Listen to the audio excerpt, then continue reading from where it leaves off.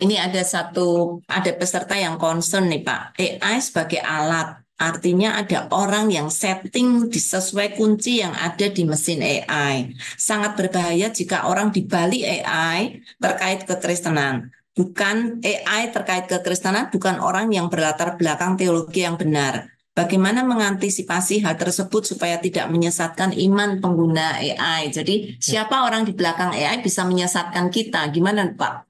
Saya akan bilang hampir baliknya. Karena ini, AI itu bukan punya bias, tapi punya omni-bias. Itu tidak punya hanya satu agama, denominasi, atau pandangan, tapi punya semuanya. Ingat di awal di demo, kalau saya tanya AI tentang apakah doa, wah, segala jawaban. Kalau saya tanya tentang doa Hindu atau doa Islam, jauh lebih tepat sesuai dengan pandangan pengertian itu. And bagus dua-duanya.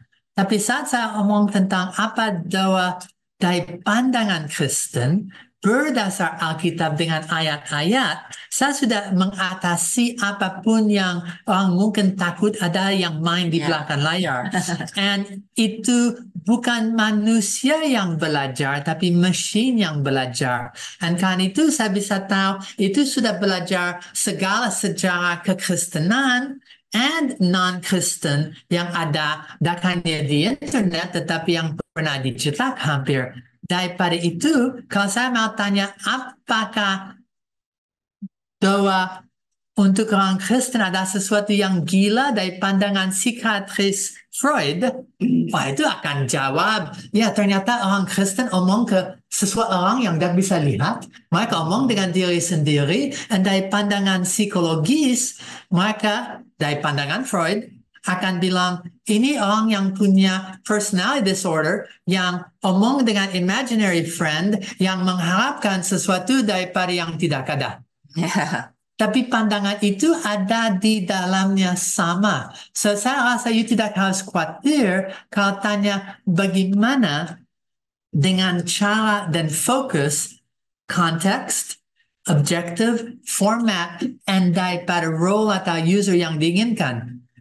Kalau semua pertanyaan tentang misalnya teologi atau even pertanyaan seperti itu dari pandangan pendeta atau dosen bandingkan dengan satu orang bisnis and so how you ask, cara untuk tanya AI sangat akan menentukan bagaimana dijawab. Ini ada saudara Rian yang menjawab AI bekerja berdasarkan algoritma. Algoritma itu dibuat oleh manusia sehingga diperlukan kode etik. Tanpa kode etik itu tidak mungkin di masa depan bisa kebablasan.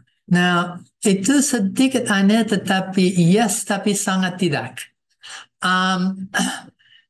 And alasan saya bilang tidak, itu tidak algoritma lagi. Itu actually layers and layers of transformer, itu matrices yang di-optimize berdasar learningnya, dan tidak ada manusia yang menyentuh apapun. Manusia kasih makanan, berarti training, dan itu belajar diri sendiri dengan caranya, dimensinya, dan pengertian diri sendiri. Itu tidak lagi just algorithm, tapi itu seluruh lebih dari hanya ekosistem, itu hampir bisa bilang satu dunia yang tidak dimengerti sampai hari ini yang diciptakan di dalam AI, dan dari itu bisa mengerti dengan cara beda daripada manusia, tapi mengerti cukup untuk memprediksikan, menggenerasikan informasi yang sangat-sangat menolong berdasar untuk big models, large language models, seluruh internet, dan seluruh yang pernah dipakai sebagai training. Jadi memang ada peserta yang mengusulkan bikin kata-kata doa sendiri, tapi AI minta untuk koreksi supaya kalimatnya bisa lebih jelas. Oh, itu sangat pintar untuk mengedit itu. Even untuk brainstorm, bisa bilang, ada masalah seperti ini. Baru ada kecelakaan. Apa topik-topik yang baik untuk mendoakan? Apakah ada korban? Okay. Apakah ada, and then dengan cepat bisa brainstorming untuk 5W, 2H. Andai detail itu, saya bisa bikin doa yang jauh lebih tepat daripada doakan kecelakaan.